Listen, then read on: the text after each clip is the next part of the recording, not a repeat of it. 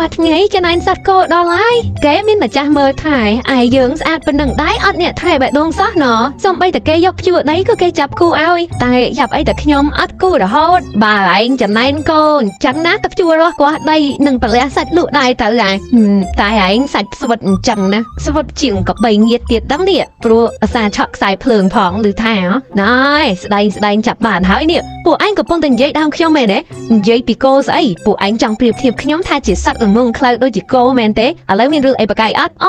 មែនទេលោកស្រីគឺយើងគ្រាន់តែនិយាយលេងពីសត្វគោតើមិនបាននិយាយអីពីលោកស្រីទេមិនឯណៃលោកស្រីប្រធានខ្ញុំនិយាយពីគោលោកស្រីបដកម្មដែរអញ្ចឹងតើលោកស្រីប្រធានឯងនឹងជាអ្នកការពារសិទ្ធិគោអញ្ឆេវយ៉ាងហ្នឹងនោះណាហើយទុកថាសម្ដីពួកអស់ឯងនេះវាពិតទៅចោះតែត្រូវចាំថាខ្ញុំនឹងចាំឃ្លាំស្ដាប់ពួកឯងជានិច្ចកុំនិយាយដឹងឲ្យខ្ញុំដឹងឲ្យសោះឥឡូវទៅធ្វើការទៅប្រយ័ត្នតែខ្ញុំឲ្យទៅក្រោលគោសំដូចចិត្តប៉ងបើតនេអបសុកនឹងមើលរឿងភាគមើលអីកំសាន្តចិត្តទៅមែនតើលោកស្រីនិយាយដើមមេគ្មានអីសប្បាយផងខ្ញុំហៅពួកឯងមកប្រជុំថ្ងៃនេះដោយសារតែខ្ញុំដឹងហើយថាពួកឯងនឹងកំពុងតែនិយាយដើមខ្ញុំគ្រប់គ្នាទាំងអស់ហ្នឹងខ្ញុំមានភ័ស្តុតាងគ្រប់គ្រាន់ហើយខ្ញុំបានងុយថតសម្លេងពួកឯងនៅគ្រប់ទីកន្លែងតែពួកឯងវាមិនដឹងខ្លួនសំតើលោកស្រីតើយើងធ្វើអីខុសតើបានជាលោកស្រីចាត់ប្រកាន់យើងបែបនេះពួកយើងគ្រាន់តែនិយាយគ្នាពីរឿងធម្មតាមិនបាននិយាយដើមនរណាម្នាក់ទេកុំមកធ្វើមុខស្លូតបូតដាក់ខ្ញុំណាខ្ញុំមានកាមេរ៉ានិងម៉ាស៊ីនថតសម្លេងគ្រប់ទីកន្លែងទាំងអស់សូម្បីតែក្នុងបន្ទប់ទឹកក៏ដោយពួកឯងបានដឹងខ្លួនមុនទៅបានជារងគ្នាស្ងាត់ឆឹងអត់មាននិយាយស្អីពីខ្ញុំសោះអញ្ចឹងនោះតែក្នុងចិត្តបែបកំពុងតែពុះកញ្ជ្រោក្តៅក៏ហើកាហាយចង់និយាយដើមខ្ញុំខ្លាំងណាស់ចង់ឡើងចង់ផ្ទុះមាត់ទៅហើ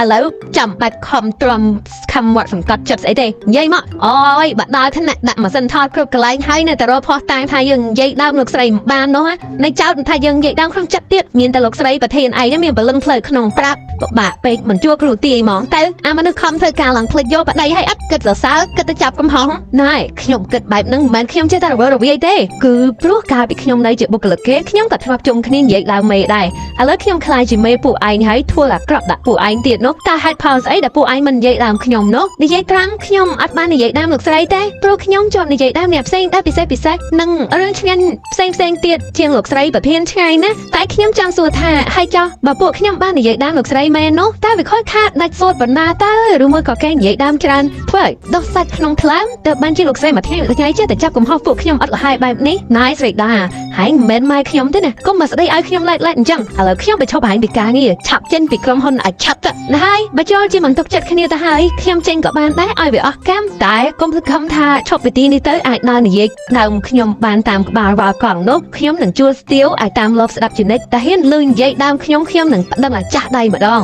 លោកស្រីប្រធានមានអាការៈតានតឹងផ្លូវចិត្តខ្លាំងពេកគួរតែបន្ធូរអារម្មណ៍ខ្លះទេខ្ញុំគិតថាលោកស្រីគិតច្រើនពេកខ្ញុំមើលឃើញថាលោកស្រីមានការភ័យខ្លាចគេនិយាយដើមខ្លាំងណាស់រហូតដល់ដេកមិនលក់បាក់មិនលហើយទោះបីជាដេកលក់ពេលណាក៏យល់សប្ថាគេនិយាយដើមលោកស្រីត្រូវចាំថាលើលោកនេះអ្នកណាដែលមិនចេះនិយាយដើមគេនោះវាជាវប្បធម៌សកលទៅហើយលោកស្រីអើយអ្នកគ្រូពេទ្យមិនយល់ទេពួកគេចង់ធ្វើឲ្យខ្ញុំខូចកិត្តិយសខ្លាំងណាស់ខ្ញុំលើពួកគេនិយាយដើមខ្ញុំគ្រប់ពេលសូម្បីតែក្នុងបន្ទប់ទឹកក៏ពួកគេនៅតែនិយាយដើមខ្ញុំដែរតែពួកគេឆ្លាតណាស់ពេលខ្ញុំចូលទៅចិត្តពួកគេប្រែប្រួលប្រធានបទភ្លាមធ្វើដូចជានិយាយពីរឿងផ្សេងយ៉ាងណាឆ្កុយតើឲ្យខ្ញុំមិនខ្វល់យ៉ាងម៉េចបើវាស្ដែងនៅមុខបែបនេះនោះប្រហែលជាលោកស្រីគិតតែខ្លួនឯងទេពេលខ្លះយើងគិតថាគេនិយាយដើមពីយើងតែក៏ពិតគេនិយាយពីរឿងផ្សេងទៅវិញតើយើងមិនពិសេសអីដល់ថ្នាក់គេយកធ្វើជាប្រធានបទទេជំងឺប្រភេទនេះគេហៅថាជំងឺខ្លាមដែលភាសាបារាំងគេហៅថាខ្លាមគេនិយាយដាច់ភាសាខ្មែរគឺជំងឺខ្លាចគេនិយាយដើមរហូតដល់លើអ្វីក៏គិតថាគេនិយាយពីយើងដែរតិចទៀតនឹងឆ្កែព្រុសមកផ្ទះតែចោទថាឆ្កែព្រុសឌៀមដាមលោកស្រីដែរចាំតែមើលតាអូដឹងច្បាស់ណាស់តើសង្ស័យអ្នកគ្រូពេទ្យឯងតិចទៀតពេលខ្ញុំចេញទៅនឹងក៏និយាយដើមខ្ញុំដែរអូយស្អប់ណាស់ពិភពលោកគួរឲ្យស្អប់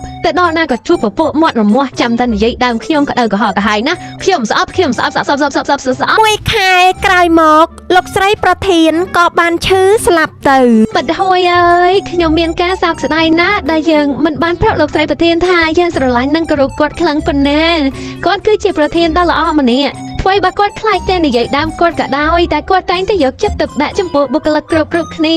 មែនហើយមើលតើតែខ្ញុំខ្លាចតែគាត់នឹងមិនព្រមទៅឋានស្ងប់សុខបាយជាមកធ្វើជាពលឹងខ្មៅតង់ប្រានតាមបាក់ទៅជាស្ដាប់ពួកយើងនិយាយដើមគេទេព្រោះគាត់មិននឹងដាច់ខ្យល់ឮថាគាត់ស្លាប់តែកាយទេតែទៅជានឹងនៅរស់ឲ្យរវើកអូយត្រៀមចាំផ្ទៀងស្ដាប់ជានិច្ចបាញ់អញ្ចឹងយើងត្រូវបុកលុយអាចារ្យភ្លុបធ្វើយ៉ាងណាត្រូវតែដឹកទាំងទៅជាលោកស្រីប្រធានផងកុំឲ្យខ្មៅគាត់នៅវិលវល់ឡង យើងងាប់មិនខានទេញ៉ាច់ចាប់បានហើយហាហាពួកឯងនៅតែនិយាយដើមខ្ញុំទៀត